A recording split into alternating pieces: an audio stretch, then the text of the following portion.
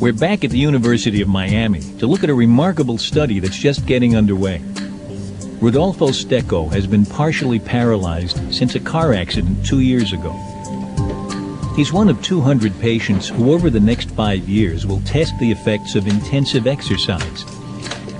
But exercise during which only about 1/3 of the body's weight has to be supported by the legs. Put it at 88. 88? There's a fascinating story behind this study. It all began 6 years ago with a patient who was exercising hard in an attempt to improve his walking, which was very limited. Blair Calancy, the study director, takes up the story. He could walk about 75 feet in one 45-minute session.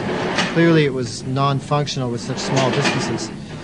The 4th year he'd come down, he decided he was going to go all out. He was going to embark on a very strenuous physical conditioning program under his own direction, and worked out for 4 hours on the Monday, 4 hours on the Tuesday, standing, exercising, a lot of strenuous work. On Wednesday he comes in and says to one of our therapists, "I'm getting these weird spasms when I lie down. It's like I'm walking." She then responded, as was her way, "You're a spinal cord injury, you have spasticity, get used to it."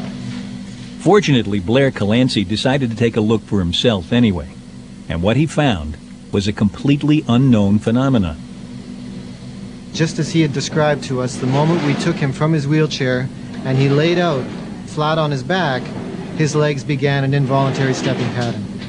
What was intriguing was, and what really set us out on this whole area of research, is that at the same time that the involuntary stepping started at night, his ability to walk in the daytime volitionally improved by an order of 10.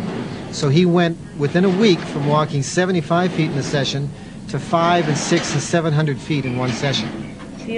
Conventional therapy after a spinal cord injury is something like this: mild stretching and gentle movement.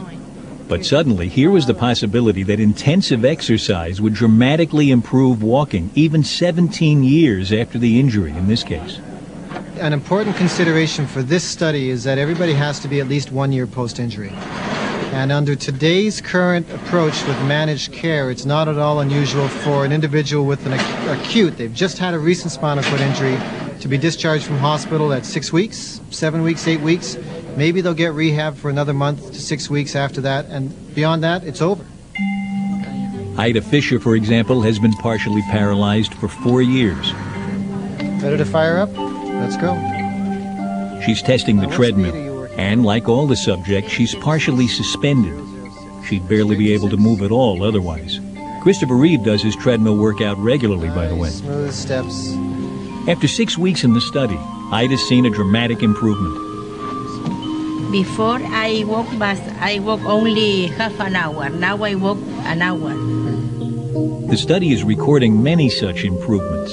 The intriguing possibility is that the spinal column itself contains some of the instructions for walking. This central pattern generator, as it's called, is known in animals, but has never been seen before in humans. Hard exercise, only possible with these subjects when partially suspended, somehow re-stimulates the central pattern generator. We're seeing dramatic improvements in individuals who are at least 1 year post-injury, in often cases 5, 6, 10 years post-injury, which suggests that there's a great deal of untapped potential in these individuals.